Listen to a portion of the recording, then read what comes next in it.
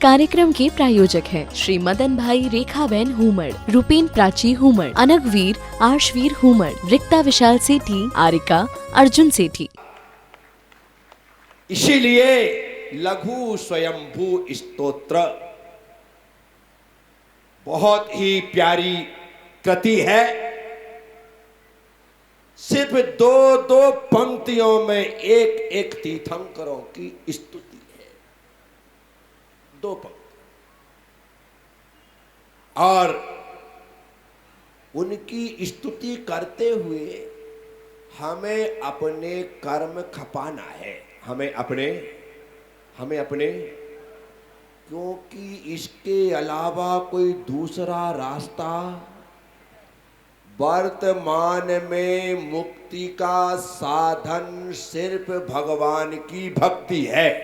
वर्तमान में मुक्ति का साधन सिर्फ और सिर्फ भगवान की भक्ति है। हमें ध्यान करना नहीं आता, बोलो हाँ, अच्छे से बोलो। हम ऐसे बैठ भी जाए तो भी ध्यान नहीं लगता, बोलो हाँ। हमसे ढंग से एक माला नहीं फेरी जाती, एक माला में हमारा 1760 बार मन भटकता है।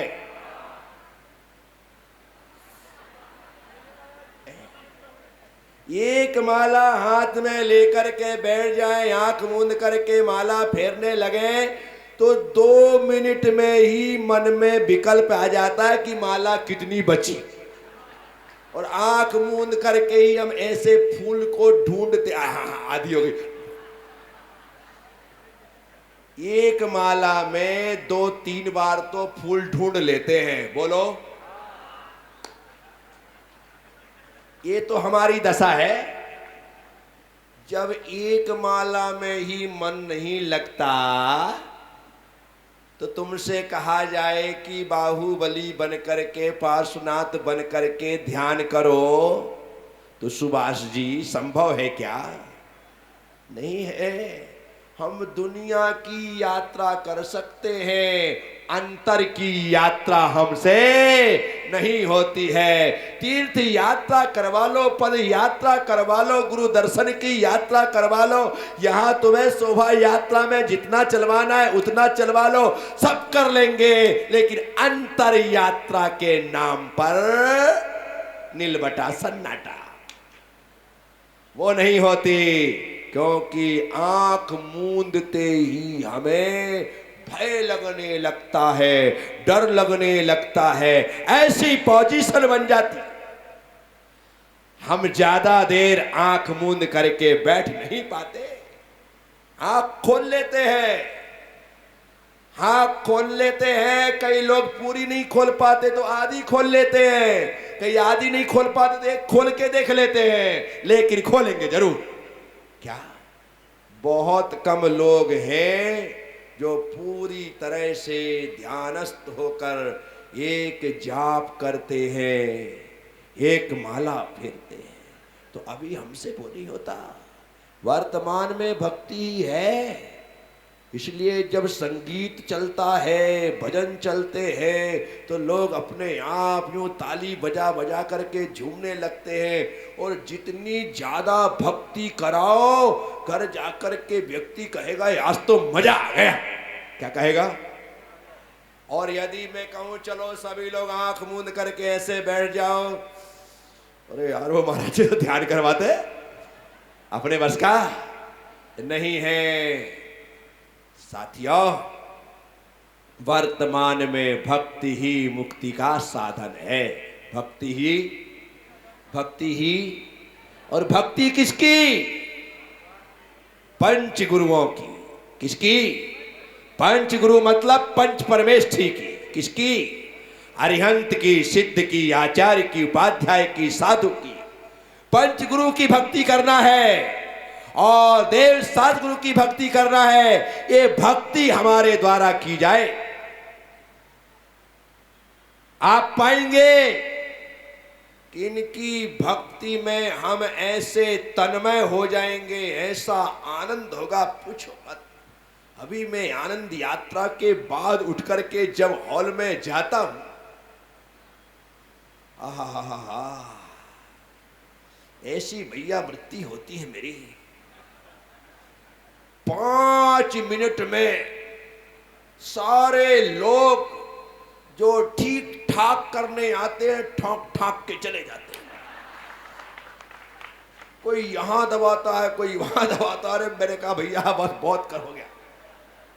5 मिनट देता हूं, सिर्फ 5 मिनट, उसमें ही इतना दब जाता हूं कि कम से कम आधे घंटे लगता। थोड़ा आराम कर लो, ठीक तो कर लो।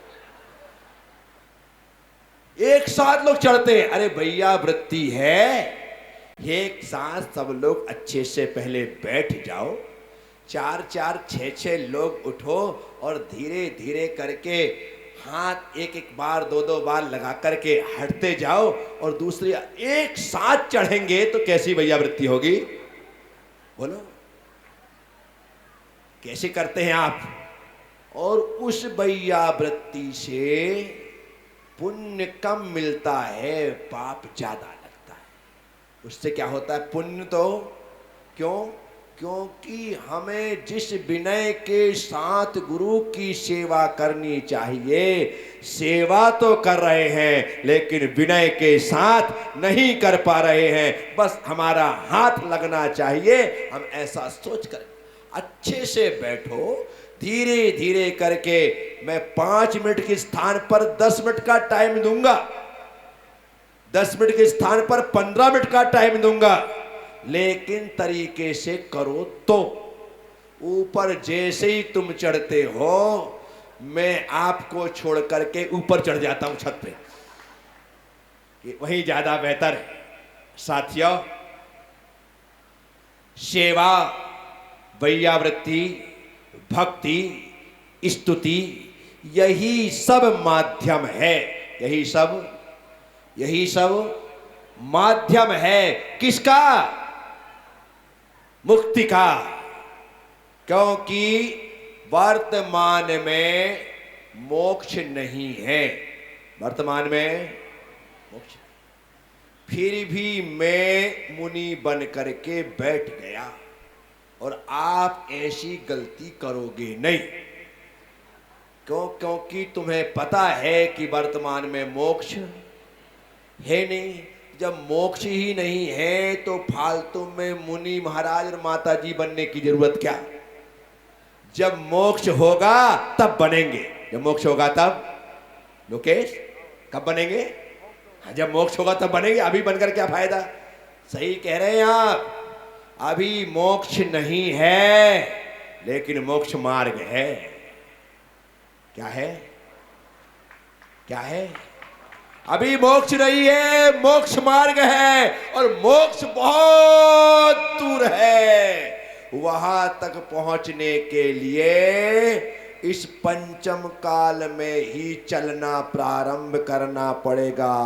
तब कहीं जाकर के चतुर्थ काल में जब मोक्ष होगा, तब सबसे पहले मोक्ष के द्वार पर यदि कोई खड़ा नजर आएगा तो उसका नाम प्रज्ञा सागर होगा।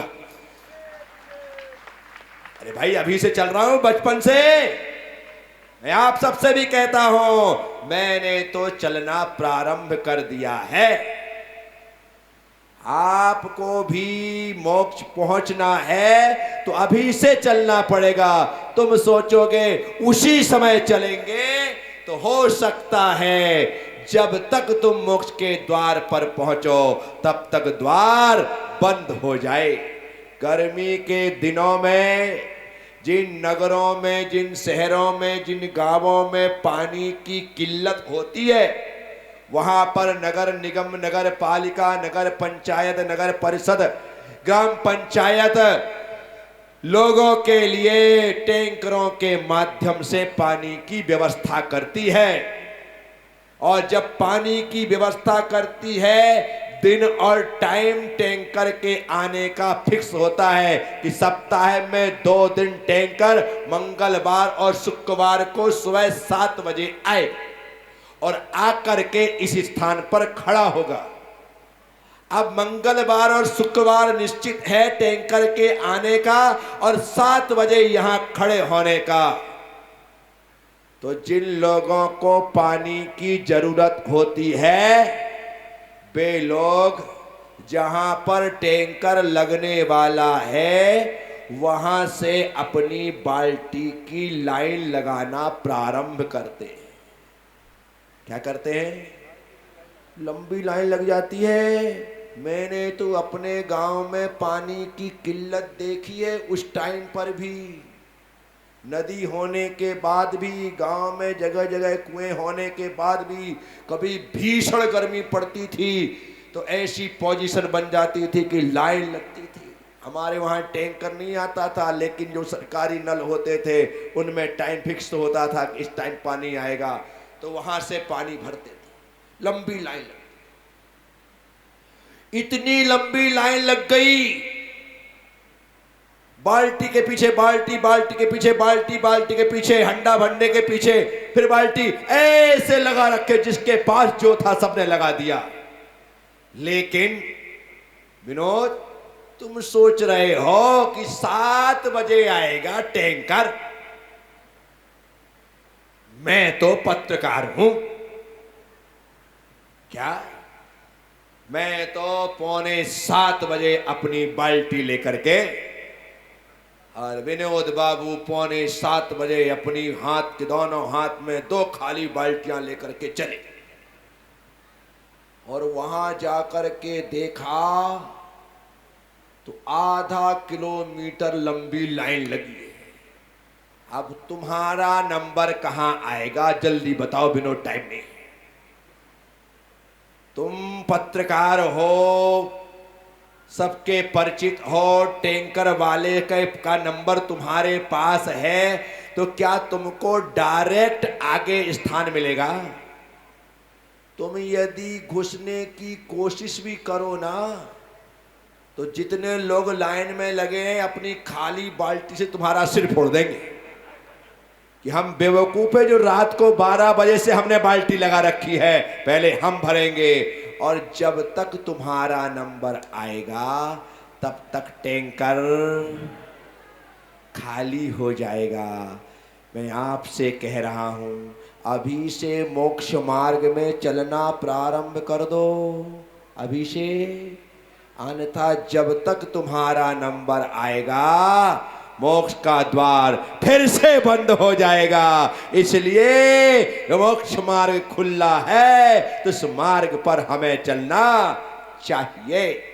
तो साथियों, लघु स्वयंभू स्तोत्र जो हमारी भक्ति का साधन बनेगा, जिसके माध्यम से हम भगवान की भक्ति करते हुए परंपरा से मुक्ति को प्राप्त करेंगे, उस लघु स्वयंभू स्तोत्र की रचना किसने की, इसका उल्लेख नहीं मिलता है। कौन से आचार्य ने की, कौन से मुनिराज ने की, कौन से भट्टारक ने की, कौन से पंडित विद्वान ने की, कोई उल्लेख नाम का नहीं है। हम लोग तो दूसरे का भजन चुराते हैं और अपना नाम लिख करके अपना बताते हैं। और हमारे आचार्यों को देखो, बड़े बड़े ग्रंथ लिख दिए, लेकिन उन्होंने कहीं अपने नाम का उल्लेख नहीं किया। कुंद कुंद भगवान को ही देखो, 84 ग्रंथ लिखे। समय सार जी आदि ग्रंथ में कहीं पर उनका नाम उल्लेख नहीं है कि उन्होंने ग्रंथ लिखा है, लेकिन उनकी लेखनी के अनुसार से पहचान में आता है कि भगवान कुंद कुंद की कृति है। साथियों, वो तो आचार्य जयसेन स्वामी ने उसकी तात्पर्य वृत्ति नामक टीका लिखते हुए जगह जगह कुंद कुंद स्वामी का उल्लेख किया है, नाम का उल्लेख किया है। इसलिए भी पता चल गया कि समय सार उनकी कृति है। ऐसे महान हुए वे आचार्य जिन्होंने कहीं अपने नाम का उल्लेख नहीं किया। अब मैं सोचता हूं कि उन्होंने नाम क्यों नहीं लिखा, नाम क्यों नहीं लिखा। फिर मुझे लगा कि हां, नाम नहीं लिखने का एक फायदा है। नाम नहीं लिखने का, यदि उसमें कोई गलत लिख गया हो, कोई गलत लिख गया हो, अज्ञानता से, प्रमाद से, अल्पज्ञता से कुछ भी गलत कथन हो गया हो, तो कम से कम गलत लिखने पर अपने सिर पर ठीकरे नहीं फूटेंगे। ये भगवान की ही वाणी है। सही तो भगवान की वाणी है, गलत तो भगवान। मैं इसमें किसी प्रकार का कोई हस्तक्षेप नहीं करता हूं। इसी कारण से उन्होंने अपने नाम का कहीं जिक्र नहीं किया। तो ऐसा लघु स्वयंभू स्तोत्र, स्वयंभू का मतलब होता है जो स्वयं हुए, जो स्वयं हुए। क्या? खुद के गुरु, खुद के तीर्थंकर भगवान का कोई गुरु जब वे दीक्षा लेते हैं तब भी वे सीधे सिद्धों को गुरु बनाते हैं। क्या बनाते? नमः सिद्धेभ्यः, नमः सिद्धेभ्यः, नमः सिद्धेभ्यः, ऐसा 5 बार बोल करके अपना पंचमुष्टि केस लॉन्च कर लेते हैं। सिद्धों को नमस्कार करते हैं, उन्हें गुरु बनाते हैं। वे स्वयंभू है, वे स्वयं ही गुरु है, वे किसी को गुरु नहीं बनाते।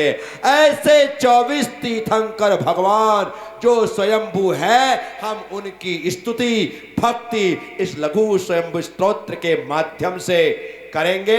आप सभी लोग पूरी मानसिक रूप से तैयार हो जाइए। मैं प्रयास कर रहा हूं कि इसके फोटो कॉपी करवाकर आप तक वो पहुंच जाए, पढ़ने वाले कम से कम हम उसका शुद्ध उच्चारण करते हुए 24 तीर्थंकरों की स्तुति तो हम अच्छे से पढ़ सकें और कर सकें। तो कल से, आज मैंने सिर्फ भूमिका बनाई है, कल हम आदिनाथ भगवान की स्तुति भक्ति यहां पर करेंगे। आपने सुना, ओम नमः, सबसे क्षमा, सबको क्षमा, जय गुरुदेव, जय महावीर। इस कार्यक्रम के प्रायोजक हैं श्री मदन भाई रेखाबेन हुमड़, रूपेन प्राची हुमड़, अनगवीर आर्शवीर हुमड़, रिक्ता विशाल सेठी, आरिका अर्जुन सेठी।